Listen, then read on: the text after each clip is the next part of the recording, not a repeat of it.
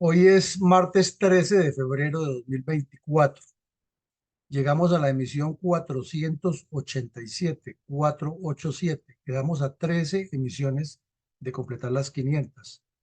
del programa institucional La Memoria Histórica aún no contada del conflicto armado en Colombia. Y vamos a analizar para el día de hoy un suceso en el cual tropas combinadas de la Policía Nacional y el Ejército colombiano dieron de baja a 5 bandoleros comunistas en una exitosa contraemboscada ocurrida en un sitio conocido como Toicito, en el área rural del municipio de Ortega, Tolima, el 31 de diciembre de 1965. Este hecho resume la evolución que estaban teniendo las guerrillas comunistas de lo que ellos llamaban el Bloque Sur. Eran una serie de grupos asentados en el Tolima, el norte del Cauca, y que ya habían iniciado todos los contactos para construir lo que 2 meses después se llamarían las FARC, después de la conferencia organizativa que presidieron Manuel Marulanda, Jacobo Arenas y Gilberto Vieira por el Partido Comunista. En esta acción poco conocida,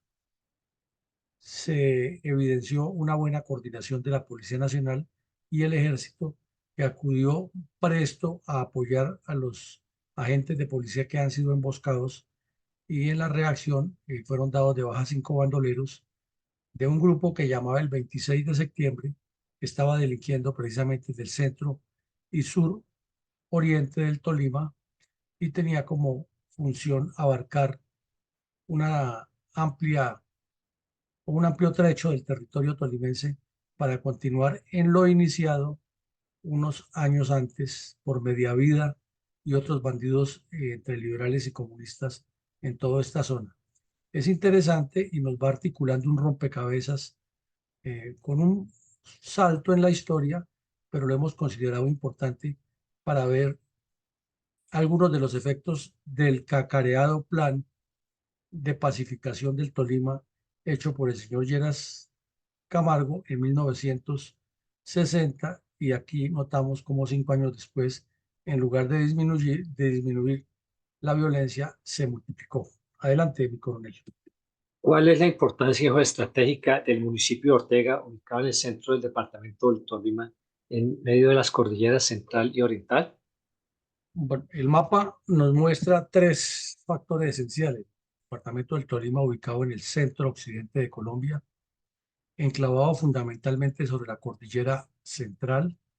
y con un pequeño tramo sobre la cordillera oriental, limitándolo con la zona de Caldas, Quindío, eh, Risaralda, Valle del Cauca, Cauca, Huila, Cundinamarca, y prácticamente con salida al Meta y al Caquetá. Con esto sí no tiene límites directos con los dos últimos.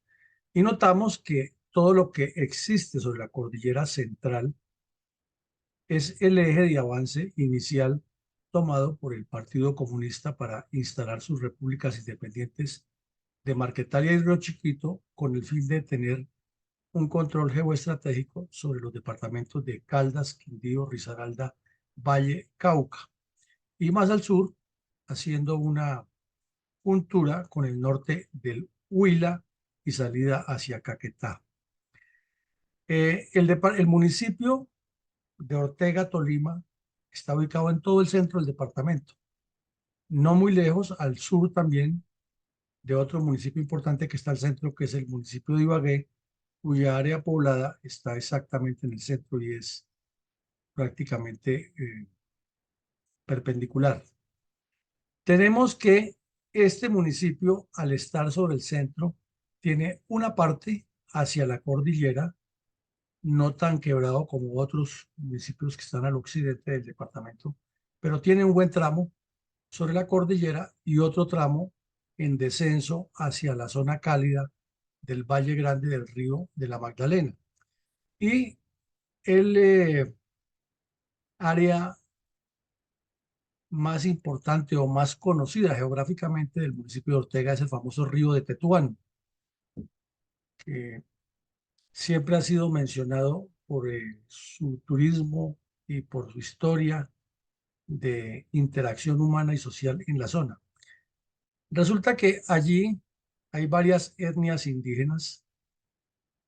y es a la vez dentro del terreno un punto de paso para articular el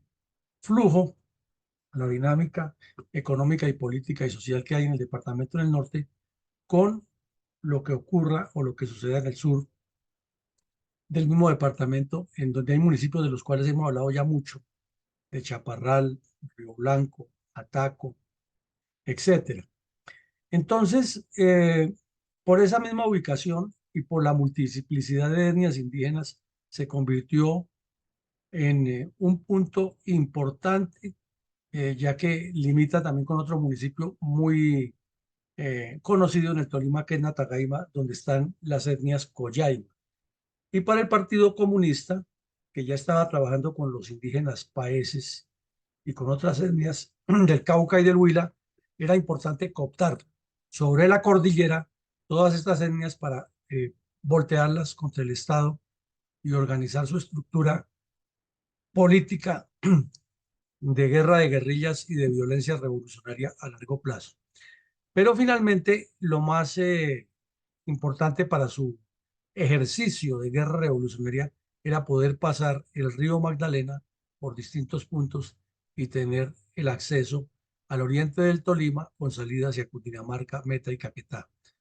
Eso estaba muy calculado y de hecho se construyeron todas esas repúblicas independientes en toda esa zona. El Pato, Río Chiquito, Guayabero, el Ariari, Marquetalia, etcétera. Esa es la importancia geoestratégica de un municipio que casi nadie nombra en la historia del conflicto, pero que es un punto fundamental de enlace, contacto y paso pues, a cualquier cuadrilla de bandidos que se mueven entre las dos cordilleras. Mi coronel, tenemos registros gráficos de Ortega, Tolima, para ubicar el espectro geográfico y estratégico de este municipio a nuestros audientes. Sí, mi coronel, aquí tenemos unas fotos que nos muestran el sector donde nace el río Tetuán, que es en la parte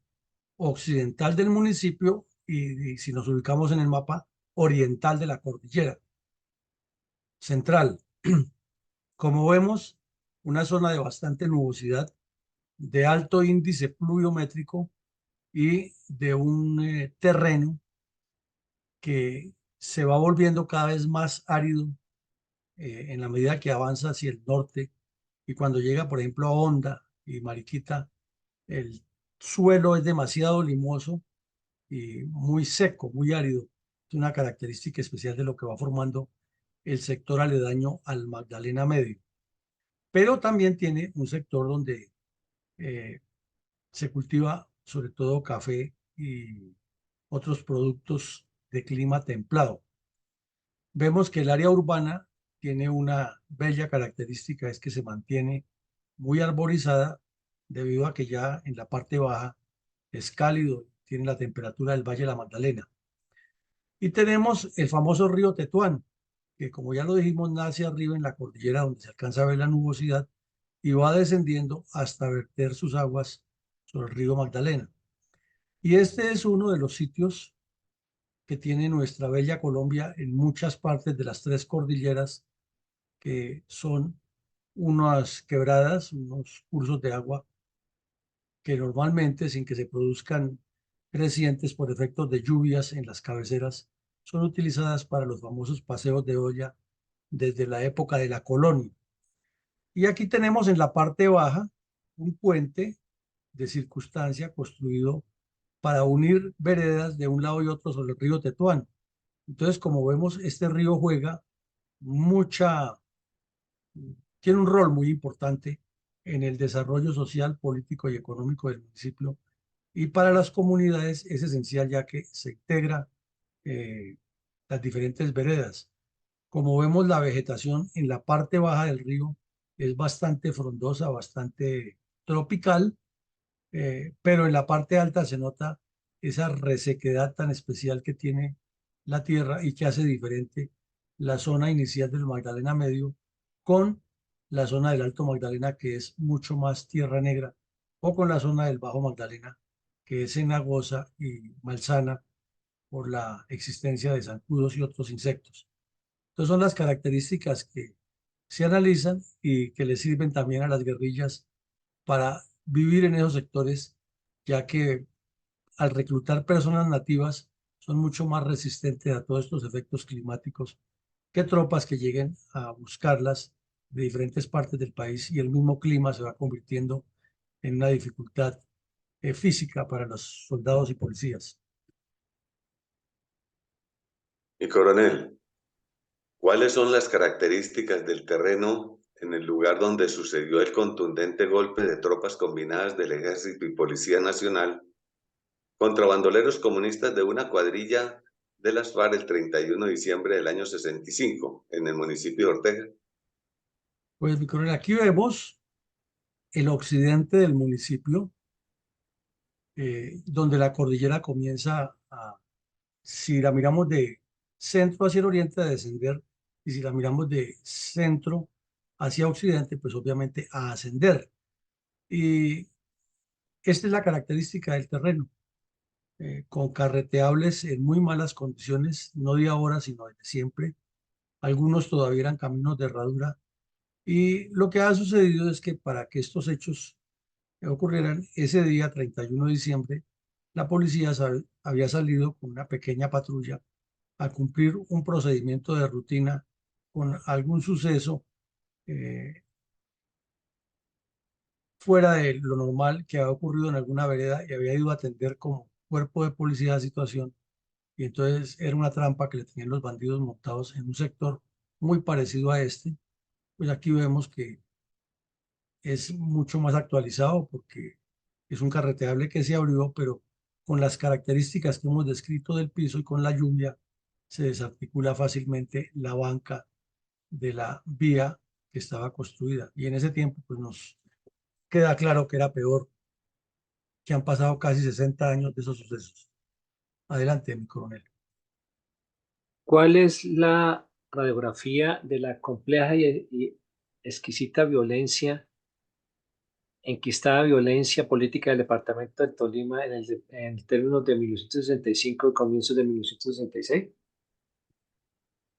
Bueno, estamos hablando que se trataba del tercer año del gobierno de Guillermo León Valencia y ya era el séptimo año del Frente Nacional iniciado en 1965, perdón, en 1958. Quiere decir que si atamos una cosa con la otra y si somos coherentes con el discurso que anoche nos analizaban nuestros dos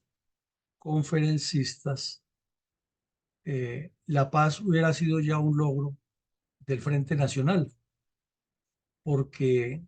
según los argumentos con los cuales iniciaron el Frente Nacional era que Rojas Pinilla no ha podido hacer la paz,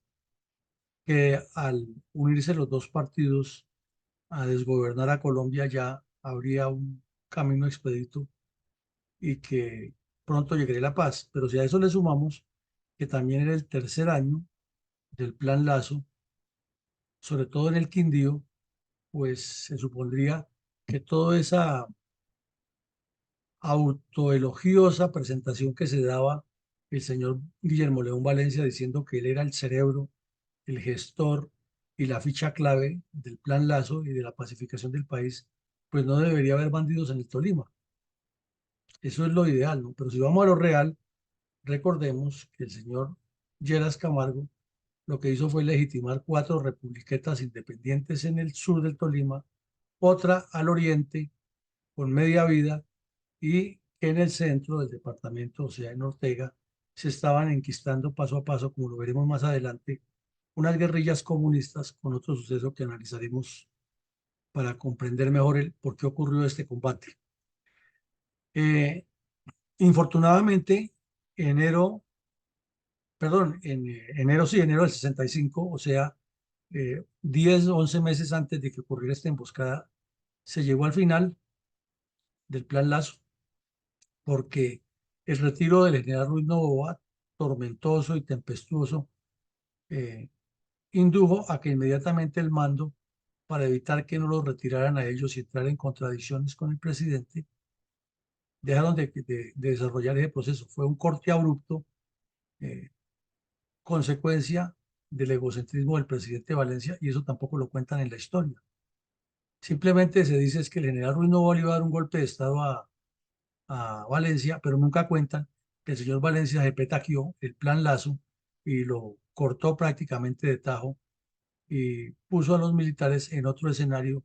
para evitar que se repitiera un gobierno como el de Rojas Pinilla, y el Partido Liberal, que no estaba en el poder, apoyó completamente eso porque les daba temor de perder toda esa repartija que tenían de burocracia y corrupción. Paralelamente con eso, los liberales estaban ya prácticamente desarmándose por un lado, ya no quedaban sino las guerrillas de mariachi, que ya no eran guerrillas, sino eran grupos de autodefensa que se protegían era a sí mismos de que los comunistas no los asesinaran, y otro grupo de comunistas que después de la muerte de Chispas y de Sangre Negra eh, atrajeron a muchos liberales de esas cuadrillas que quedaron huérfanos de mando y se pasaron a las líneas del Partido Comunista, las filas. Igual manera, decíamos ahora que íbamos a hablar un poquitico de esto, es porque Marquetalia ocurre la operación en 1964 y quedan en evidencia ya la existencia de varias repúblicas independientes que se habían denunciado, pero que no se querían reconocer, que era la de Marquetalia, Río Chiquito. Se hace la operación en Río Chiquito y la operación en El Pato. Se hacen esas dos operaciones grandes. Y llega un grupo que estaba organizando unas cuadrillas comunistas en Ortega, Tolima. Y en septiembre del 64, en una operación contundente, tropas de la Sexta Brigada dieron de baja a 14 bandidos de esos. Inmediatamente el Partido Comunista montó una narrativa que hasta hoy se volvió ya la verdad verdadera de lo sucedido, y es que dicen que el ejército asesinó a 14 campesinos. No, no fueron 14 campesinos, eran 14 bandidos comunistas que todavía no pertenecían a las FARC, pero que estaban insertados ahí en Ortega. Y entonces, como fue el 26 de septiembre, lo bautizaron así, Movimiento 26 de septiembre. Cuando se produce la reunión en el año 66 de todos esos grupos del sur del Tolima, ese 26 de septiembre es uno de los que pasa a formar las FARC. Pero como el hecho del que estamos hablando hoy no había ocurrido todavía en la reunión de fundación de las FARC en el 66, sino que esto es 2 o 3 meses antes, por eso decimos que el combate que tuvieron las tropas del ejército y la policía, en la cual murieron 5 bandidos, fue contra miembros de este grupo. Hubo también una agitación electorera de los partidos tradicionales en ese momento por conseguir el poder. Estaban dedicados a hacer politiquería y a la rapiña porque se acercaban las elecciones del 66. Entonces no les interesaba mucho la violencia, que no había tenido respuesta en el Tolima, ni con el señor Lleras, ni con el señor Valencia, sino lo que les interesaba era ese afán de protagonismo y de conseguir los puestos en el Congreso de la República y en las asambleas y en los consejos, ya que el señor Lleras Restrepo era prácticamente el presidente anunciado de acuerdo con esa sucesión entre liberales y conservadores. De remate, en Cuba estaba programada y ya había iniciado, o iniciaba mejor en enero, una reunión tricontinental de delegados de países pobres de África, Asia y América, con la presencia de los dirigentes de los partidos comunistas de toda la región, cuyo único objetivo era legitimar la violencia terrorista del comunismo en todo el mundo y prestar solidaridad con las guerras que se estaban librando, entre comillas, contra el imperialismo yanqui. Y ya prácticamente no quedaban alcaldías y gobernaciones militares de las tantas que hubo durante el gobierno Rojas y el gobierno del frente de la Junta Militar, y las pocas que quedaron durante el Frente Nacional, especialmente en los gobiernos de Lleras y de Valencia, debido a que la violencia tripartidista todavía estaba presente, sobre todo en el Valle, el Quindío y Caldas. Pero ya eran pocas las que quedaban, y en el Tolima también fueran muy pocas. Recordemos que cuando cayó en combate Vencedor, que era un bandido liberal comunista, hizo esa transición, el alcalde de Chaparral era un capitán del ejército, y el teniente que fue asesinado o que intentó ser asesinado, que murió Vencedor, era el comandante de la unidad de seguridad que tenía el alcalde en ese municipio. Y en otros municipios todavía quedaban algunos alcaldes, pero ya era mínima esa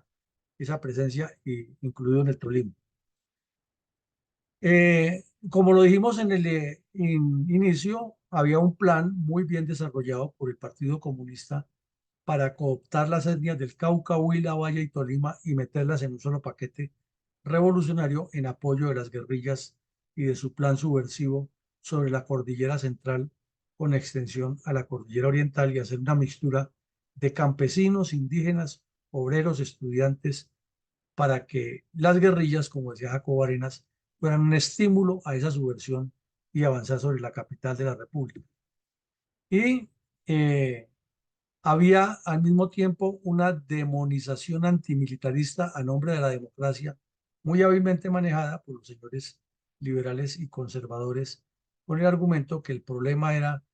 para que no hubiera paz, era que los militares no podían tener posibilidad de gobernar, ya que ellos eran los que por derecho divino podían manejar, y a eso le llaman democracia. Y le han vendido ese cuento a mucha gente, y lo han vendido de tal manera que hasta los militares terminamos repitiendo que estamos defendiendo la democracia, y lo que estamos defendiendo es la Constitución, porque estos bandidos de cuello blanco han sido muy poco amigos de la democracia. Esa es la realidad. Adelante, mi coronel. Mi coronel, ¿cómo describió el diario El Tiempo en su edición del 3 de enero de 1966 los hechos relacionados con el contundente golpe de tropas combinadas del Ejército y la Policía Nacional contra bandoleros comunistas de la cuadrilla 26 de septiembre del autodenominado Bloque Sur, el 31 de diciembre de 1965 en el municipio de Ortega, Tolima? Bueno, el título que le dio el periódico El Tiempo fue "Atacada patrulla en el Tolima y 5 antisociales fueron muertos". Fue la forma como lo describió. Pero lo que allí ocurrió fue un combate entre unidades de la Policía Nacional y del Ejército contra bandidos de la cuadrilla 26 de septiembre en el sitio Toicito el 31 de diciembre. Como vemos, pues en esa época los sistemas de comunicación eran un poco difíciles, porque los corresponsales de los periódicos como El Tiempo estaban en las capitales. Entonces, si esto ocurre el 31 de diciembre, pues lo lógico es que el periodista se desplace el 1 de diciembre hasta allá, haga la averiguación, y el 2 envíe vía Telex un informe redactado a Bogotá. Y entonces cuando el periódico del 3, pues se prepara el 2, por eso la noticia aparece el 3 de enero. Y lo que se confirmó en ese momento es que una patrulla de la Policía Nacional había salido a cumplir un procedimiento policial de rutina en una vereda, y que la estaban esperando los bandidos para emboscarla. Pero cerca del caserío estaba otra patrulla del ejército en funciones de control del orden público y buscando precisamente esa cuadrilla. Entonces, cuando se presenta el combate, es alertado el ejército de lo que está sucediendo y se desplazan rápidamente allí, y se presenta un intenso enfrentamiento en complemento de lo que ya estaba sosteniendo el combate la patrulla, y Después de más o menos 2 horas de intercambio de disparos, se inicia la revisión del área y se encuentran unos cadáveres, no todos, y al día siguiente otros, hasta completar 5 cadáveres de bandidos. Y dentro del material incautado se encuentra un flujo importante de propaganda comunista con una invitación a los indígenas y a los campesinos en unos folletos para que se integren a las repúblicas independientes o núcleos, como lo llamaban ellos, de Marquetalia, El Pato y Guayabero. Y les daban instrucciones claras de cómo hacer parte de lo que llamaban la resistencia armada del pueblo para unirse a estos grupos, y les daban los nombres inclusive de los núcleos como los tenían hasta ese momento denominados. Por ejemplo, lo llamaban Movimiento Guerrillero de Marquetalia. Obviamente no lo llamaban República Independiente, ese era un nombre que se lo pusieron Álvaro Gómez y Mosquera Chaus, pero el nombre que los bandidos le daban era Movimiento Guerrillero de Marquetalia, Movimiento Guerrillero del Pato, y al del Guayabero lo llamaban José Antonio Galán. Y lo mismo invitaban a que se unieran a la cuadrilla 26 de septiembre, Santa Bárbara, porque el combate en el que murieron los bandidos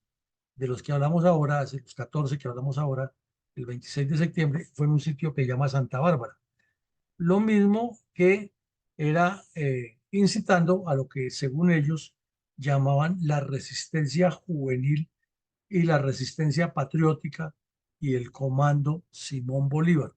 Como vemos, son una cantidad de grupos que estaban regados, y esos son los que en esencia pasan a constituir 2 meses después las FARC en lo que se llamó el Bloque Sur. No el Bloque Sur actual que conocemos del Caquetano, sino el Bloque Sur de los comunistas en ese momento. Entonces, pues todo esto suscitó una serie de comentarios, de cuestionamientos, de críticas, pero no pasó de ahí porque el epicentro del país político estaba en las elecciones del señor Lleras Restrepo, que se presumía iba a ser el presidente, como en efecto lo fue, y en otros intereses de los dirigentes políticos, menos en la pacificación. Y ahí sí no apareció ningún analista de esos que hoy en día pululan y se las saben todas, a decir, oiga, pero hace 7 años que ustedes subieron al poder y nos echaron el cuento de que era para pacificar el país, y lo que vemos es que está peor. Ni tampoco nadie en la historia le ha dicho al país la verdad. El señor Lleras Camargo se echó un discurso 20 juliero y hasta Estados Unidos envió al vicepresidente a legitimarle su ascenso al poder con el cuento de que era para que el país virara hacia la democracia total y se pacificara, y ni lo uno ni lo otro, ni había democracia total porque seguían eligiéndose entre ellos, y porque el comunismo armado y desarmado solo instigaba violencia, y porque la paz definitivamente no llegó allá. También se decía que había sido tiro fijo en persona el que estaba ahí, pero eso fue parte de un mito que fueron montando los mismos comunistas, que tiro fijo aparecía en todas partes, que se convertía en mata de plátano, que estaba rezado, que se convertía en una mata de café y los soldados pasaban por aquí de él, que por obra y gracia del Espíritu Santo se le cambiaba el rostro y se encontraba con los soldados y no le veían ni el arma ni la cara, y entonces que los soldados lo dejaban tranquilo y luego volvía y se convertía en tiro fijo. Crearon todo un mito y una leyenda alrededor de este bandido. Y simultáneamente en ese día, ese mismo día, en la vereda El Carmen de Ibagué, también fue dado de baja otro bandido de otra de las cuadrillas en otro combate con unidades del ejército. Entonces, todo esto para decirnos que en el terreno, en el Tolima, la pacificación que con tantos bombos y platillos inauguró 6 años antes, iniciando el 60, y esto es 6 años después, iniciando el 66, no había cambiado para nada, y al contrario, estaba mucho más grave, y esta vez con una tendencia peor, que era la inclinación comunista de todos esos grupos crecidos al calor de las repúblicas independientes de liberales que les permitió el señor Lleras Camargo. Adelante. Mi coronel, en aras de un análisis táctico, ¿qué efectos se derivaron del contundente golpe de las tropas del ejército y la policía contra los bandoleros de una cuadrilla comunista de las nacientes FARC y el 31 de diciembre de 1965 en el municipio de Ortega? Pues aunque ya lo vimos 2 meses después, 3 meses después de estos hechos, crean el Bloque Sur. La verdad es que fue un golpe duro para el proceso organizativo en la región porque queda la sensación que la instrucción de las cuadrillas de tiro fijo o del Partido Comunista a estos grupos era que durante los 2 meses previos a la formación de las FARC estuvieran muy activos, causando distintos golpes a las fuerzas militares y a la policía para llegar fuertes con la moral alta de bandidos revolucionarios y mostrándole al país que tenían el control total, no de solamente sur del Tolima y norte del Huila, sino de todo el departamento. Pero aquí pues perdieron a varios hombres, perdieron armas, que perdieron varias también, y sobre todo que se destapó todo ese proyecto y se publicó. Segundo, demostró la importancia de las coordinaciones operacionales Ejército y Policía Nacional para reaccionar. En tercera medida, facilitó que con los documentos encontrados y con los trabajos de inteligencia posteriores se desarticularan algunas redes de apoyo y se identificara de dónde venían esos bandidos y quedó claro que eran del sur del Tolima y el oriente del Tolima. Al mismo tiempo reclamó algo que sí no se cumplió nunca y sigue sin cumplirse, que es la presencia integral del Estado colombiano. No es enviar únicamente tropas a que se maten a nombre de la defensa de la democracia y defender la democracia para estos bandidos de cuello blanco, es que los sostengan a ellos en el poder y que los soldados vayan y se mueran y se sacrifiquen por ellos, es suficiente para que ellos puedan seguir aquí en los altos cargos, depredando el presupuesto y nombrando a los amiguetes y repartiéndose los puestos de importancia. Esto nos confirmó que ya en casi la mitad del Frente Nacional de los 16 años previstos, la primera mitad fue un fracaso, el proceso de paz. Fue un fracaso el Frente Nacional en ese sentido de pacificación del país y fue un fracaso en planes de desarrollo porque el departamento del Tolima, que fue tomado como la bandera, como el epicentro de ese proceso, terminó peor de lo que estaba, entonces no hubo ningún avance sustancial. Lo dijimos tangencialmente ahora al inicio, tuvo unos efectos internacionales de la Tricontinental que se reunió en Cuba, porque es que allá, como lo veremos más adelante en esta misma charla, se auparon, fue una manada de bandidos a promover cómo destruir los países y cómo generar el terrorismo contra sus conciudadanos con el argumento de que estaban luchando contra Estados Unidos. Nos queda también allí claro que esa democracia del Frente Nacional que tanto la cacareaban y la repetían liberales y conservadores por parejo, no es sino una muestra más de demagogia y clientelismo que la han ido refinando, porque antes de la muerte de Gaitán y antes de la violencia de los años 40, no se mencionaba tanto la palabra democracia y participación ciudadana, sino se hablaba era de gobierno y del manejo de los asuntos del Estado.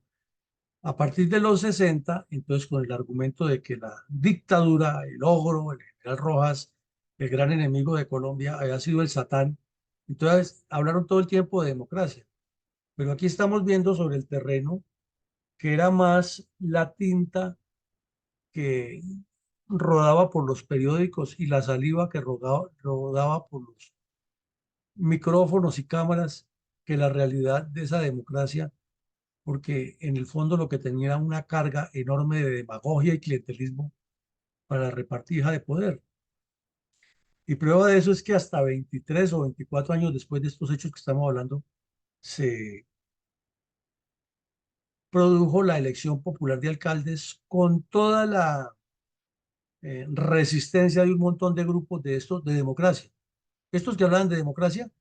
y que venían hablando de que la democracia ha sido necesaria para quitar del poder al ogro dictador, fueron los que más se opusieron en el Congreso a la elección popular de alcaldes. Y eso que hablaban de democracia y de gobernadores. Pues claro, porque vemos aquí que estaban hablando de bla, bla, bla, o como decimos en términos muy coloquiales, pura carreta de democracia, pero no querían soltar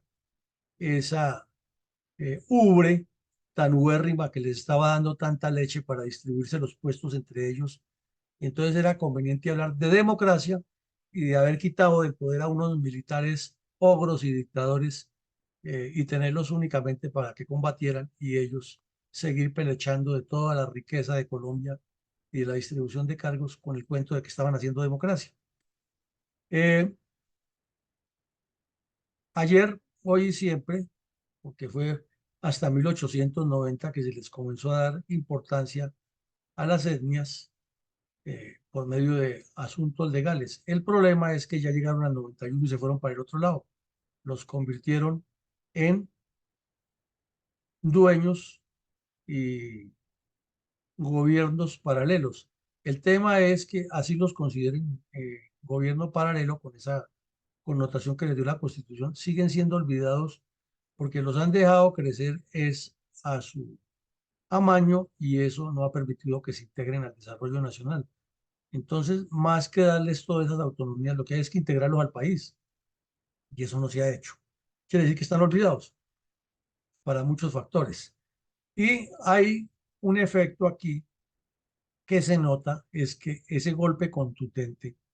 no se visualizó por ninguno de los de la dirección política, porque ellos estaban hablando era de democracia, haciendo demagogia con ese cuento para sostenerse en el poder y repartirse los nuevos 4 años que venían, y no estaban pensando en la pacificación del Tolima. Y había pasado un año en que se había ido diluyendo el Plan Lazo y no había ninguna intención de recuperarlo, y menos con el señor Lleras Restrepo, que era el nuevo presidente, que era un señor cascarrabias, eh, que creía que era el dueño del país y que miraba con mucho más desprecio a las fuerzas militares que sus dos anteriores gobernantes, porque vemos como una transición, una salamería manipuladora de Lleras Camargo durante los primeros 4 años, un utilitarismo autoritario del señor Valencia, que decía que él era el genio, el mentor del Plan Lazo y de la pacificación. Y luego ya vemos un, un distanciamiento marcado por la soberbia y la arrogancia del señor Lleras Camargo, que terminó de hundir lo poco que quedaba del Plan Lazo. Ya por ahí el general Valencia Tovar intentó en Bucaramanga con el Plan Perla, pero eso no tuvo la evolución. Y en el final del Frente Nacional fue el señor Pastrana, que ni sumó ni restó, y lo único que se le suma es que le dio un apoyo, por lo menos de dientes para afuera, a la operación Anorí. Entonces, estos son los efectos de ese golpe a esa cuadrilla que nos sigue mostrando lo convulso que ha sido manejar el orden público en Colombia. ¿Cómo caracterizó el dibujante Altor las interioridades de la Bicontinental de 1966 en La Habana, publicadas por el régimen terrorista de Fidel Castro, como el escenario del liderazgo cubano para juntar bajo su sombrilla a los países pobres de América, Asia y África? Pues es que Fidel Castro era un peoncito de la dictadura soviética y los comunistas de Latinoamérica se convirtieron en peoncitos de Fidel Castro. Pero la dictadura soviética tenía un, una pelea casada y eso lo vimos de cómo se reflejó en diversos países del mundo con la China de Mao Zedong. Entonces, de dientes para afuera, los comunistas del mundo comenzaron a darle a Fidel Castro una trascendencia que ni tenía, porque era una isla pequeña, manejada ahí por un bandido, un sátrape, un delincuente, que lo único que lo favorecía era su ubicación cercana a Estados Unidos y el apoyo que le daban desde la Unión Soviética para amedrentar al mundo de que iban a colocar unas bases nucleares en Estados Unidos, y el episodio de Bayacochinos y el episodio de los armas nucleares que casi se utilizan, etcétera. Entonces, ¿qué ocurrió? Que Fidel Castro, con el cuento de que él iba a fundar, o que él era el promotor de la Organización Mundial de los Países No Alineados, que en teoría no estaban ni con el bloque comunista ni con el bloque capitalista, pero que en la práctica estaban siendo manipulados por el comunismo para alinearlos todos con la Unión Soviética, organizaron la Tricontinental, que era una reunión, una conferencia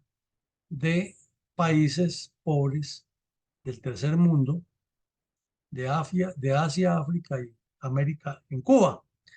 Y eso la programaron para los inicios de los años 60. Entonces, paralelamente, mientras el Partido Comunista Colombiano participaba allí, pues las guerrillas colombianas tenían la misión de volverse muy activas, porque el Partido Comunista decidió que en paralelo con la realización de esa tricontinental, ellos lanzaban su propio brazo armado, que eran las FARC, mientras que trataban de opacar al ELN, que ya lo hemos visto, apareció un año antes. Entonces, esta caricatura es muy diciente del señor Aldor, porque muestra es que Conferencia Tricontinental de Solidaridad de los Pueblos, y la vemos partida por la mitad. O sea que ya está dividida. ¿Por qué está dividida? Porque aquí vemos al oso soviético pateándole la cara al comunista chino, y Fidel Castro debajo siendo pateado por ellos dos, pero sin embargo utilizado. Hemos insistido que el humor político tiene unos contenidos muy altos y que una imagen habla más que 1000 palabras, y aquí nos lo estamos mostrando a los señores Gorbachov, Mao Zedong y Fidel Castro en una caricatura clarita de lo que estaba ocurriendo con el comunismo en el mundo, y que se reflejaba particularmente aquí en Colombia con el EPL pro chino, el ELN pro cubano y las FARC pro soviéticas, y los tres cada uno por su lado, y de eso hemos hablado reiterativamente. Eso es la explicación de esa caricatura. Mi coronel, ¿cuál era la metodología o modus operandi de las guerras comunistas en el departamento del Tolima en 1965 y 1966? Bueno, mi coronel, antes de responderle esto, quiero agregarle otra cosa, que aquí está el contenido, lo vemos, el contenido de lo que se habló en esa reunión de La Habana, que era a puerta cerrada, pero la agencia Associated Press tuvo un acceso a lo que allí pasaba. Y resulta que había un bandido que llamaba Pedro Medina Silva, del fuerte de un grupo terrorista que llamaban el Frente Armado de Liberación Nacional, a quien le dieron la presidencia de esa actividad, y en la cual no se habló esencialmente de desarrollo, ni de proyectos de integración, ni de intercambios comerciales, culturales o industriales para los países pobres, ¿no? Todo el tiempo lo que se habló en esa actividad, que como repetimos lo presidía el jefe de las cuadrillas venezolanas que estaban en ese tiempo muy activas, las guerrillas venezolanas, y se habló fue de la unidad de las guerrillas en todos los sentidos para tomarse el poder, y descaradamente cada uno de los discursos apuntó fue a la lucha armada como medio de acción, como medio de revolución y como medio activo. Fue una especie de foro de Sao Paulo mucho más amplio, enfocándose en eso, y resaltaron las guerras que había en ese momento en Vietnam, en el Congo, en Angola, en Guatemala, en Mozambique, en Guinea Portuguesa, en Colombia y otros países, y también inclusive en República Dominicana, que estaban en el problema de la salida del dictador Trujillo, y que hubo varias rebeliones allá armadas y con muchos muertos, promovidos desde la vecina isla de Cuba, e igual estaba pasando en Haití. Entonces, todo el enfoque era atacar a Estados Unidos como el responsable de eso, o sea, los responsables de la del degenero de esos países no eran las dirigencias políticas antiguas, sino el Estados Unidos. ¿Por qué? Estábamos en plena Guerra Fría. Entonces, cuando le llegó el turno a hablar a Colombia, habló en nombre de las guerrillas colombianas el señor Diego Montaña Cuéllar, que toda la vida fue un bandido de cuello blanco del Partido Comunista, que anduvo libre, fue senador, fue eh, dirigente del Partido Comunista, secretario general, viajó por el mundo representando a los pobres colombianos y todo ese cuento que tienen los comunistas, pero en realidad era un delincuente que apoyaba abiertamente la guerrilla, como lo dijo ahí en esa intervención. Y él dijo era que había que apoyar a los guerrilleros colombianos con solidaridad en todos los sentidos, ya que estaban luchando contra un plan imperialista de Estados Unidos que llamaba la Alianza para el Progreso y que estaban desarrollando un trabajo de liberación de zonas en distintas partes del país y que había era que buscarles todo ese apoyo. Y además de lo que él dice ahí, en una historia contada a dos voces del ELN, el terrorista Nicolás Rodríguez Bautista le cuenta a el periodista o al profesor gallego de la Universidad Nacional, que es de los mismos y escribe libros a favor del ELN y las FARC, le cuenta a Gavino que en esa época Montaña Cuéllar tenía una especie de oficina de reclutamiento aquí en Bogotá. Y entonces los estudiantes universitarios y los que se querían ir para la guerrilla hablaban con él y él les hacía el contacto o con el ELN, las FARC. Y sin embargo, Diego Montaña Cuéllar murió de muerte natural y llegó al final de su nefasta existencia haciéndole daño a Colombia sin haber respondido nunca por estos daños. Paralelamente en esos días apareció Camilo Torres, que estaba perdido, ya armado como bandido al lado de Fabio Vázquez Castaño en el Santander, en el Chucurí santanderiano. Ahora, mirando la pregunta que dice mi coronel, ¿cuál fue la metodología que utilizaron estos comunistas del grupo 26 de septiembre y las otras células que estaban allí, que luego formaron la FARC? Entonces hicieron un proceso metodológico que fue primero organizar unas células comunistas políticas que las fueron armando para ir estructurando un emporio de revolución creciente. Luego incrustaron milicias o lo que llamaban autodefensas revolucionarias dentro de las células y posteriormente pasaron al trabajo de propaganda regional, nacional e internacional, que el Partido Comunista se encargaba de hacerlo de muchas formas, incluida la que acabamos de ver del señor Montaña Cuéllar,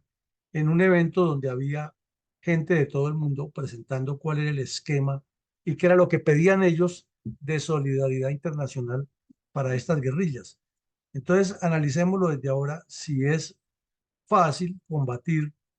simplemente con acciones militares y hablando de democracia a unos grupos que estaban destruyendo interna y externamente el país con un cáncer creciente. Esa es una reflexión que nos queda para ponerla sobre el tapete y cotejar si realmente el Frente Nacional tuvo proyectos serios para resolver este problema o era esa politiquería y esa voracidad por el poder lo que nos llevó a donde estamos. Luego ya, dentro de su esquema, había que pasar al combate de guerrillas.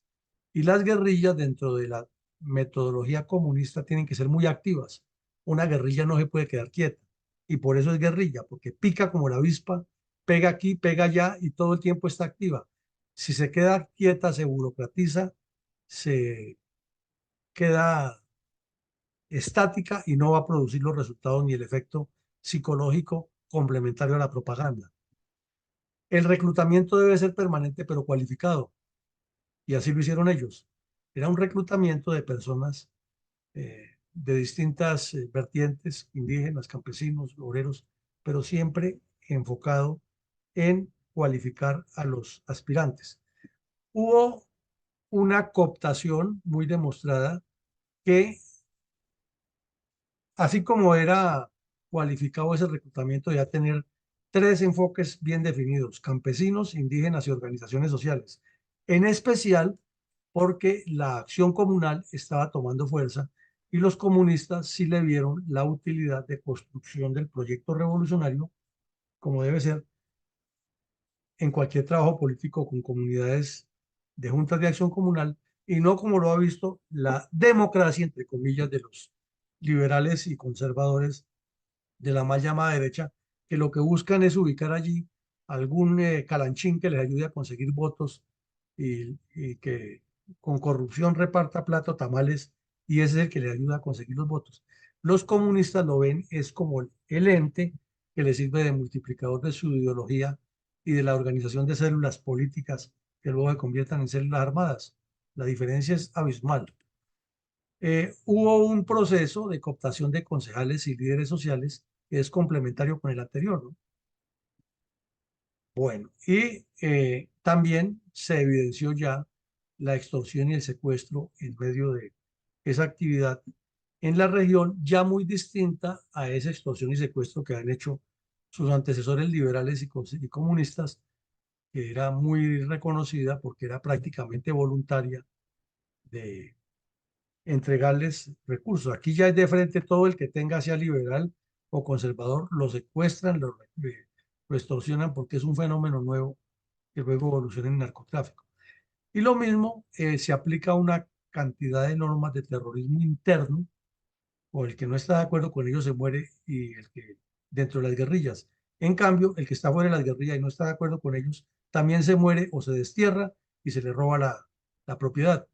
Entonces, esto es una metodología que la aplicaron en ese momento y la tenemos vigente al día de hoy. Mi coronel, ¿cuál fue la escandalosa declaración que hizo el ideólogo comunista Diego Montaña Cuellar en la reunión proterrorista, que es un evento organizado en Cuba con el nombre de Tricontinental, a comienzos de 1967, para celebrar 7 años de terrorismo dirigido por la dictadura cubana de los hermanos Castro contra toda Latinoamérica? Pues ya dijimos, el señor Montaña Cuellar era el dirigente, el segundo en responsabilidad en el Partido Comunista después de Gilberto Vieira. Llegó allá con un discurso muy bien elaborado, atacando todos los puntos débiles del Frente Nacional, eran muchos, entre otros el que hablaban de democracia, pero de eso no existía, eh, demostrando dentro de la teoría que han montado Rusia y Cuba y China, obviamente, cada uno por su lado, de que Estados Unidos era el peligro, era el enemigo del mundo, y que la presencia del eh, programa Alianza para el Progreso en Colombia no era un programa de desarrollo comunitario y social, sino que era un apoyo a la lucha contra insurgentes. O sea, no les gustaba para nada que el Estado colombiano, simultáneamente con las operaciones militares, desarrollara las regiones, y es que eso es lógico. A los comunistas lo que más les conviene es que haya caos. Entonces, donde hay desarrollo, pues ya no hay caos, o el caos se minimiza. Entonces, ¿cómo les va a convenir que el ejército llegara con peluqueros, odontólogos, vacunas para los niños, vacunas para las mascotas, para los animales domésticos, ayudarles a legitimar las tierras, a que le llevara a la señora, o la médica que le enseñara a la señora la planificación familiar, que les enseñara, que le hiciera las citologías de las señoras para evitar la progresión del cáncer, etcétera, etcétera? Eso no les servía a ellos. ¿Cómo les iba a servir si eso les desarmaba su discurso de que hay que luchar contra un Estado en represor? Entonces había que ponerlo contra la pared, y por eso era que el señor decía que era una injerencia del imperialismo yanqui y que había que fortalecer esas guerrillas para que combatieran contra el imperialismo yanqui hasta cuando el pueblo se tomara el poder e impusiera un gobierno comunista. Y desde luego, lo hemos repetido, del otro lado no hay ninguna conciencia de eso, sino una voracidad y un apetito por el poder en nombre de la democracia que no existía, porque no hay elecciones para alcaldes ni para gobernadores, ni nada era democrático, pero ellos lo manejaban de esa manera y decían que era su democracia para evitar la dictadura. Entonces todos jalando para su lado y el país sin nadie que se concentrara en su desarrollo. Podríamos hacer algunas reflexiones para nuestra audiencia acerca del contundente golpe de tropas combinadas del Ejército y la Policía Nacional contra bandoleros comunistas de la cuadrilla 26 de la cuadrilla 26 de septiembre del autodenominado Bloque Sur el 31 de diciembre de 1965 en el municipio de Ortega, Tolima? Pues vayamos al punto 3. El desorden y el caos, lo acabamos de mencionar, es lo que más le conviene a los comunistas para hacer revolución y a los populistas para sostenerse en el poder. Entonces es de lado y lado, ¿no? Por una vertiente hablando dizque de democracia, pero ojalá se mantenga ese desorden para poder nosotros seguir robando y ubicados aquí en los puestos y cómodos, y con un ejército que va y se mata y nos cuida. Esa es más o menos la mentalidad de estos señores que han tenido ese desorden, porque el ejército es como un mal necesario. Y por otro lado, el Partido Comunista buscando lo mismo, entonces obtiene enormes ganancias porque va desintegrando al enemigo de clase internamente. Y como lo decíamos anoche en las reflexiones que hicimos, es que el tiempo del señor Rojas Pinilla fue insuficiente para haber orientado mejor el país, pero entonces volvemos al círculo vicioso, ¿no? Es que ni a los dirigentes políticos corruptos les convenía que se quedara Rojas porque les estaba quitando una base y la posibilidad de hacer el manejo en nombre de la democracia de sus recursos o de sus intereses con los recursos nacionales. Y por el otro lado, los comunistas menos les convenía, porque entonces se les acababa el cuento de la lucha de clases, entonces era mejor sacar a Rojas y seguir en el caos. Eso indica que hay miopía de la dirigencia política y agudeza de los comunistas para avanzar, mientras las fuerzas militares han estado en medio de un cuento de democracia que lo adobaron con el discurso del señor Lleras y que todavía no lo terminan de aclarar. Y la población, que es la receptora de toda el agua sucia, entonces abandonada del desarrollo en las fortalezas que tiene el país, que ya las hemos enunciado, y aquí en el caso del Tolima, la agricultura, la pesca, la minería, porque hay algo de minería ya, y sobre todo el turismo que puede desarrollar ese departamento con su gran riqueza folclórica que tiene. Y nos resalta también que hay una incoherencia total de los pactos políticos que hacen los dirigentes en ese momento con la realidad que vivió el país. No es compatible el famoso pacto de liberales y conservadores con el crecimiento del comunismo armado, porque quiere decir que o no estaba bien enfocado o que le estaban mintiendo al país, o ambas cosas. Y lo que vemos es que esas decisiones que se tomaron fueron respondidas puntualmente por las fuerzas militares y la policía contra el grupo armado, pero contra el concepto, lo que mueve eso, no. Y entonces lo que hace es convertirse en un germen de nuevas violencias. Y si a eso le sumamos, el señor Lleras se dedicó fue a legitimar las republiquetas independientes del sur del Tolima con los liberales y no actuó con mano dura contra los conservadores, contra los comunistas, pues el problema lo tenemos ahí latente y lo estamos viviendo hoy, 65 años después. La voracidad y la corrupción para regresar al poder fueron superiores a la necesidad del país y lo hemos reiterado hoy varias veces. La palabra democracia, con el cuento de que no haya dictadura, le sirvió fue de comodín para que una caterva, un grupo de dueños iluminados del país se hayan mantenido ahí y sigan hoy con el mismo cuento de que hay que sacar a Petro. Y lógico, Petro tiene que irse porque es peor que ellos, pero es que la solución no es solamente esa, la solución es cambiar todo ese esquema que como lo vemos desde lado y lado, el daño que le han causado al país. Y en síntesis, la pugnacidad, los choques, las intrigas, las falsas informaciones, los discursos maniqueos nos han tenido como estamos y parece que no queremos evolucionar. Adelante, mi coronel, con sus comentarios.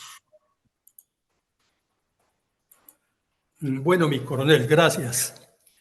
Estamos entonces haciendo la reflexión del 487 episodios de la memoria histórica de Fundel, hoy 13 de febrero de 2024. Objetivo Colombia. En este episodio se ve muy claramente que siempre que el comandante en jefe deje operar y no limite las fuerzas militares y de policía, se garantiza la desarticulación de cualquier banda criminal, como las narcoguerrillas comunistas terroristas. Lo estamos viendo en esta operación, que mientras se modernicen y profesionalicen estas instituciones, el país debe estar seguro que las fuerzas militares no tienen ningún objetivo diferente a ser fieles a la Constitución política y entregar sus vidas por Colombia. Como cosa rara, vimos que el presidente de esa entonces, o sea, de la época en que se está analizando este episodio histórico, era Guillermo León Valencia. Para el control de las zonas urbanas y departamentales, respaldó las acciones cívico-militares ideadas por las fuerzas militares, encaminadas a fortalecer los servicios sociales a las poblaciones más apartadas. Así era la filosofía del Plan Lazo, incrementando la atención en salud, vivienda, educación y seguridad. Valencia realizó la Operación Soberanía, pero ideada por el Ministerio de Defensa, que en ese entonces estaba en esa cartera mi general Ruiz Novoa, y después le entregó a mi general, me olvidó el nombre, el que fue registrador. No, Revéis y luego ayer. Revéis Pizarro, gracias mi coronel, el cual tuvo como principales objetivos crear grupos de inteligencia, organización de localizadores y de rastreo, unidades de combate pequeñas, así como hacía la guerrilla, y acercamientos con la población civil. Bajo este contexto se iniciaron los ataques a las llamadas repúblicas independientes de Marquetalia en el Tolima, de Río Chiquito en Cauca, El Pato en el Huila, Sumapaz en Cundinamarca, Guayabero en Meta, donde se encontraban grupos bandoleros y de las primeras guerrillas. Miremos que el presidente Lleras Camargo había creado unas republiquetas y ahora este nuevo presidente está combatiendo, obviamente por insinuación de las fuerzas militares, de los ministros de defensa, para acabarlas. Luego de la operación, al no acabar con los guerrilleros liderados por Manuel Marulanda, Jacobo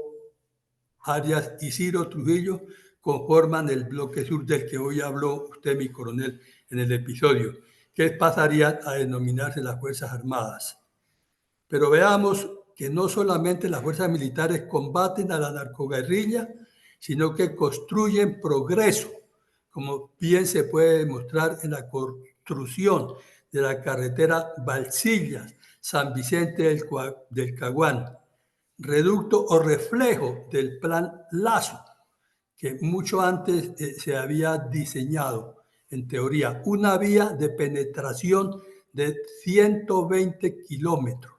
Fue una de las formas en las que se mermó en algo el terrorismo de la narcoguerrilla de la FARC, que como sabemos luego se oxigenó, primero en el proceso de paz intentado por el presidente Pastrana, que no llegó a buen fin, y luego en el proceso de paz del gobierno de Santos, apoyado por los partidos políticos y algunas instituciones. Mi reflexión, gracias y feliz día.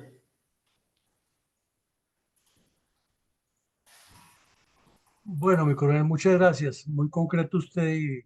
rezarse lo que dijimos, que la responsabilidad es de otros y que mientras no se tome el toro por los cuernos, vamos a repetir el mismo escenario per se. Llegamos al final del ejercicio. Los invitamos esta noche que tenemos nuevamente nuestra videoconferencia 22 con el análisis de la Constitución Política de Colombia, algo necesario para conocer y enriquecer el conocimiento de las normas jurídicas que nos rigen como Estado. Entonces llegamos al final, les agradecemos a todos su asistencia, mil y mil gracias y que Dios nos acompañe. Gracias.